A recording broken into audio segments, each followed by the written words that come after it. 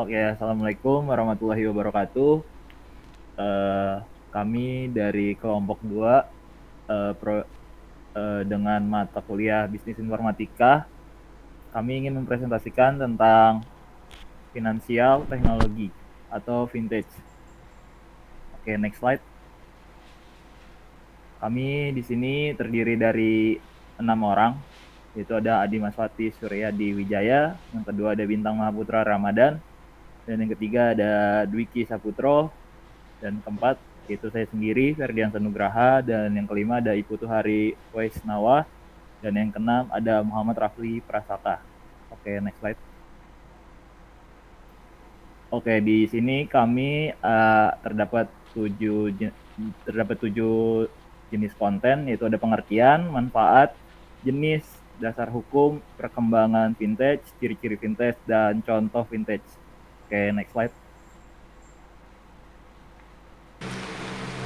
Apa itu vintage? Vintage adalah singkatan dari finansial teknologi yang berarti teknologi keuangan. Vintage merupakan hasil gabungan antara jasa keuangan dengan teknologi yang akhirnya mengubah model bisnis dari konvensial menjadi moderat. Yang awalnya dalam membayar harus bertatap muka dan membawa sejumlah uang kas. Kini dapat melakukan transaksi jarak jauh dengan melakukan pembayaran yang dapat dilakukan dalam hitungan detik saja. Next.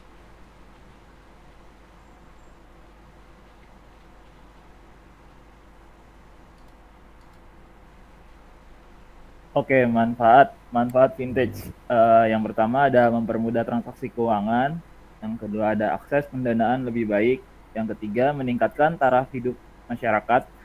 Yang keempat mendukung inklusi keuangan. Yang kelima mempercepat perputaran ekonomi. Next slide. Kemudian ada jenis fintech. Yang pertama ada peer-to-peer lending, yang kedua ada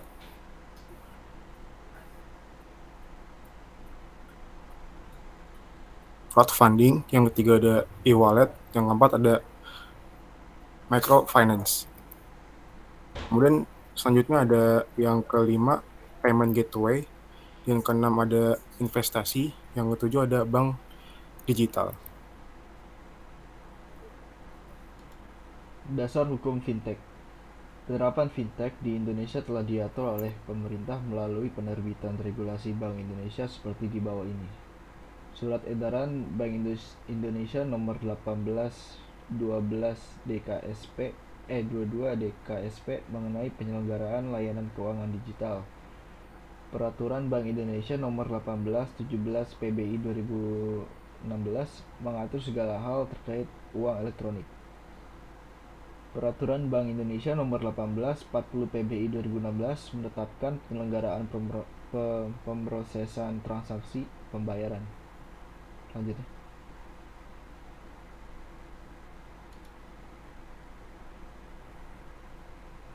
Ya, berikutnya ada perkembangan fintech. Yang pertama adalah fintech generasi 1.0. Perkembangan fintech fase ini memiliki ciri perpindahan dari ekosistem analog ke ekosistem digital. Periodenya bermula dari tahun 1866 sampai 1987, dengan beberapa contoh inovasi berupa kehadiran kabel telepon dan transatlantik. Layanan transfer elektronik secara luas mulai digunakan oleh Western Union pada tahun 1872 dan mencapai 2,5 juta US dollar per tahun di 1877. Kemudian ada fintech generasi kedua 2.0. Perkembangan fintech fase selanjutnya memanfaatkan internet sebagai tulang punggung utama pertumbuhannya. Periode fase ini bertumbuh dari tahun 1988 sampai 2007 dengan inovasi layanan mulai dari ATM, kartu kredit, hingga elektronik forex and stock trading. Lalu yang terakhir ada fintech generasi 3.0. Perkembangan fintech fase ini ditandai dengan demokratisasi dan desentralisasi di bidang layanan keuangan digital. Periode fase ini berlangsung sejak tahun 2008 hingga saat ini dengan inovasi layanan mobile wallet, payment apps, hingga blockchain dan cryptocurrency. Next. Ciri-ciri legal. Yang pertama,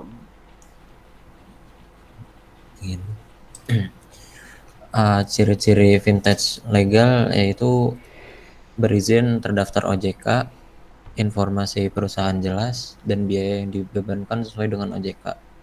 Next. Dan ciri-ciri vintage ya yang ilegal yaitu tidak terdaftar di OJK, memberi biaya yang sangat tinggi, penagihan dilakukan secara tidak profesional. Next. Oke, di next slide selanjutnya terdapat contoh vintage di Indonesia. Yang pertama ada Kredivo.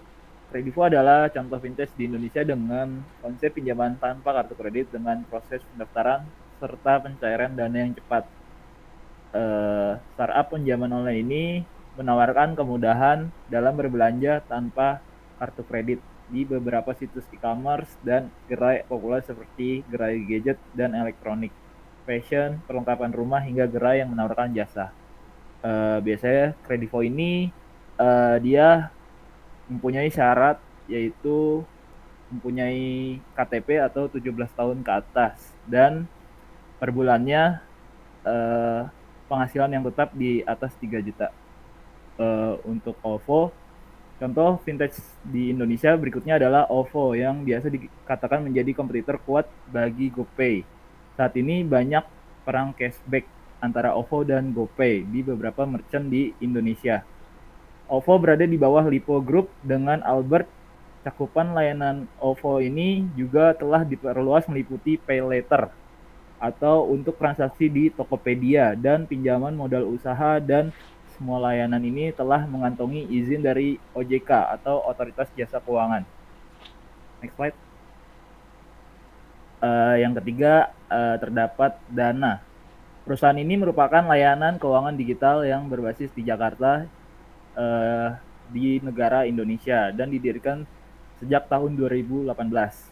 Dana telah terdaftar di Bank Indonesia dengan memiliki 4 lisensi, diantaranya sebagai uang elektronik, dompet digital, dan likuiditas keuangan digital atau LKD, dan untuk kirim uang. Dan yang keempat terdapat GoPay untuk mendukung berbagai layanan yang dimiliki oleh aplikasi on demand Gojek. Pihak Gojek akhirnya membuat sebuah layanan bernama GoPay untuk mendukung layanan pembayaran non tunai. Saat ini mayoritas pengguna Gojek sudah memanfaatkan layanan ini dikarenakan pelanggan banyak dimanjakan dengan berbagai diskon dan hadiah yang cukup menggiurkan dan dapat ditukar dengan poin yang diperoleh. Oke, cukup sekian. Terima kasih atas perhatiannya. Kami dari kelompok 2 cukup sekian untuk presentasinya. Terima kasih.